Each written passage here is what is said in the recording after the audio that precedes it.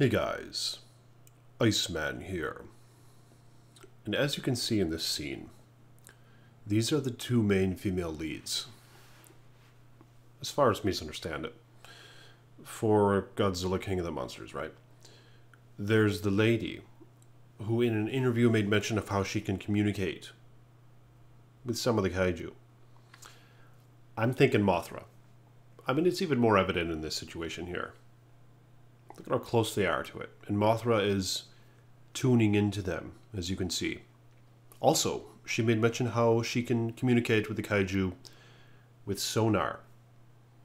And Iceman looked it up, and there are actually some moths that use sonar to deflect bats as a sort of defense mechanism.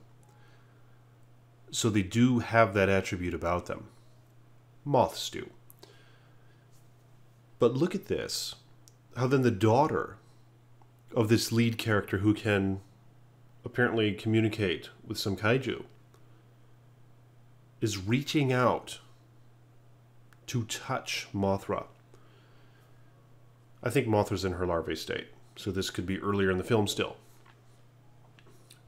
And Mothra is moving in toward her for this. It's really interesting, man. And she actually touches her. Okay, she actually touches Mothra. Watch this. See? Touch. She's getting close to touching her. And not long after, we actually see, or earlier anyway, well, we see like a freaking apocalyptic scenario, man. Yeah, we see like some interesting stuff going on. Watch this. See this? The city? That's the White House, man. Washington, D.C., right? And there are little tornadoes all about. And there's King Ghidorah's yellow lightning in the background. And there's Rodan flying overhead right here. Huh. And some spray from jets, it seems. From their little machine guns. This is like a freaking apocalyptic scenario. And look at all the buildings that have been wiped out. Now, I speculate this. Although, it would be kind of interesting if the film takes things to such limits. And it could. It could because it seems like there's only one left in this, perhaps, trilogy, right? There's Godzilla vs. Kong coming out in 2020. So this is the last film leading up to that. But of course, the world's going to be in frickin' ruin, man. If this is actually a real-time scenario in the film, and then we get to look forward to Godzilla vs. Kong not too long after this. So it seems like I'm kind of leaning toward the idea that this is like a dream sequence.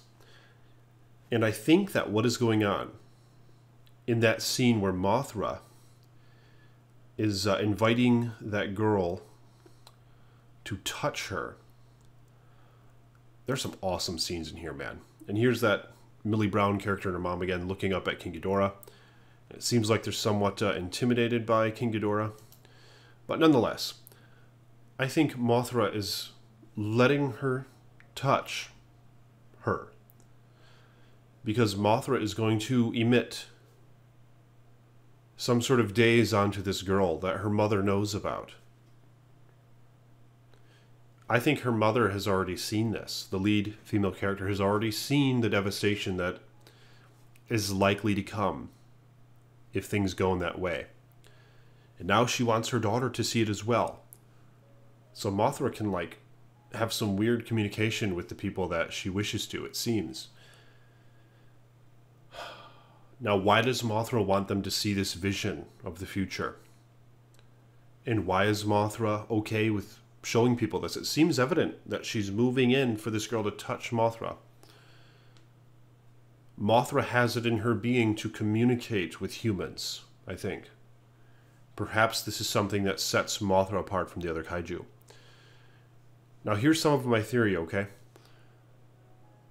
Because initially the lady at the beginning of the film goes on about how humankind is an infection and the Titans are emerging as a fever to fight them to some extent.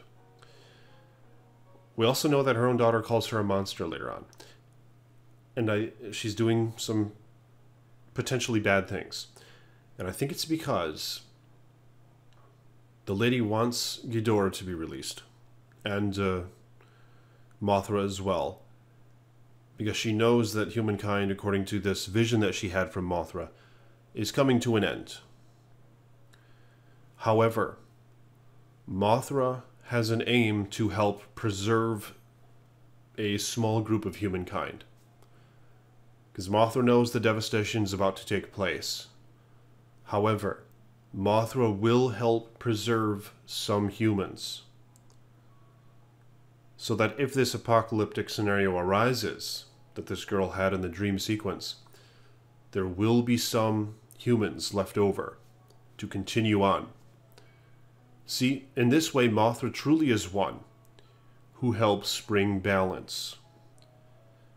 Because, of course, the thing is humankind is a part of the world as well. You know, is a part of nature as well. Even if some characters have this disdain for humans, like perhaps the female lead here, I don't know, to the point where they call them simply an infection or whatever. But nonetheless, they are a part of this whole habitation as well. You know what I mean? So perhaps they are even essential. So Mothra's all being tribalistic here, man, and she's going to help preserve some humans. And she has this light aura about her, obviously. Yeah, kind of like a metaphor, you know what I mean? That she's like this savior or something.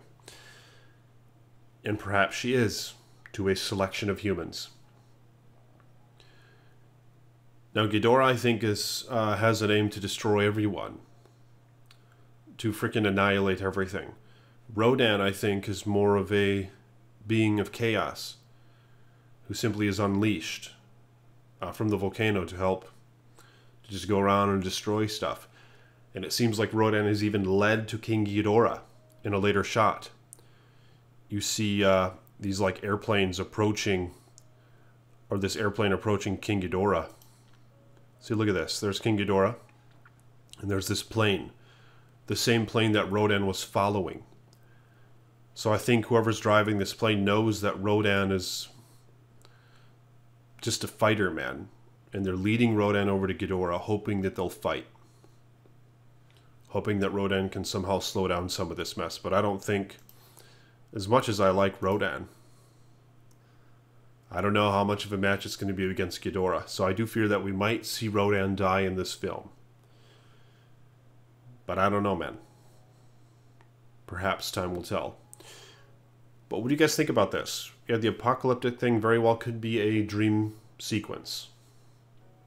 I mean, if it's not, it's really setting us up for some totally whacked out Godzilla vs. Kong film where, like, a lot of civilization is destroyed. Which could be interesting. But I just don't know if they're going to take that leap, you know what I mean?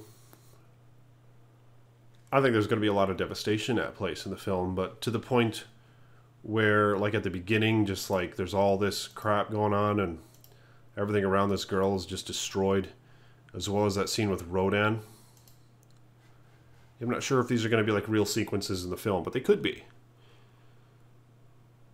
But let me know your thoughts on that. And do you think I'm onto something when I go on about how Mothra might be up to something, where she's selective in wanting to preserve some of humankind, to bring actual balance to the world? Let me know your thoughts in the comment section below. And like this video, if you will. If you want to become a patron, I'd really appreciate it. Appreciate my patrons. And click that link in the description below and become a patron if you want. Iceman will appreciate it. More videos to come.